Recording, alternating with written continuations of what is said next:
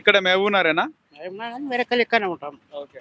మహబూబ్నగర్ లో ఎన్నికలు కదా, ఏ పార్టీ గెలుస్తుంది? కాంగ్రెస్ బీఆర్ఎస్, ఏ పార్టీ గెలిచే అవకాశం ఉంది? కాంగ్రెస్ రావచ్చు. కాంగ్రెస్.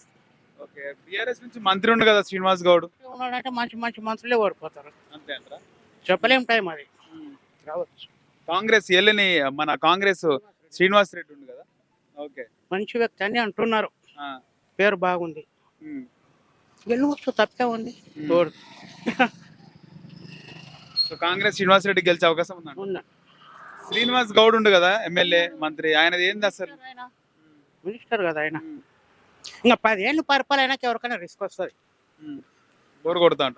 100%. మీరు ఎట్లా మాట మీ మీద కూడా బోరు కొడుతుంది. కొట్టదే కొంతమందికి. అదంటే శ్రీనివాస్ రెడ్డికి అవకాశం ఉంది, రావచ్చు, వస్తాడు. 80% కాంగ్రెస్ పార్టీ గెలుస్తుంది మహబూబ్నగర్ లో అయితే గెలుస్తుంది. అంటారు. మీ ఓటు కూడా కాంగ్రెస్. కాంగ్రెస్ మన ఎప్పటికెళ్ళో కాంగ్రెస్. ఆవు దూడకెళ్ళి కాంగ్రెస్ నాది. ఓకే. చిన్న ఇట్లా కాయదం వేస్తే పెట్టుకుంటూ స్టేట్ లో ఎట్లుంది? స్టేట్ లో రాష్ట్రంలో గవర్నమెంట్ కేసీఆర్ వస్తారా కాంగ్రెస్? చెప్పలేము కదా స్టేట్ కాత ఎట్లుందో. రావచ్చు, మొత్తం స్టేట్ వెళ్ళేది ఏముంది అంటే కాంగ్రెస్ పరంగా వింటున్నాం. ఓకే. మీ మహబూబ్ నగర్ లో అయితే కాంగ్రెస్. మొత్తం మైనారిటీ ఓట్లు ఉన్నాయి కదా చాలా వరకు మహబూబ్ నగర్ లో. అక్కడ పోతాయి, ఇక్కడ పోతాయి. కొన్ని కాంగ్రెస్ పోతాయి, కొంచెం టీఆర్ఎస్ పోతాయి. బీజేపీ పరిస్థితి ఏంది ఇక్కడ? బీజేపీ అంటే ఇంకా 3వ ప్లేస్ లో పోతాయి. అంతేనా?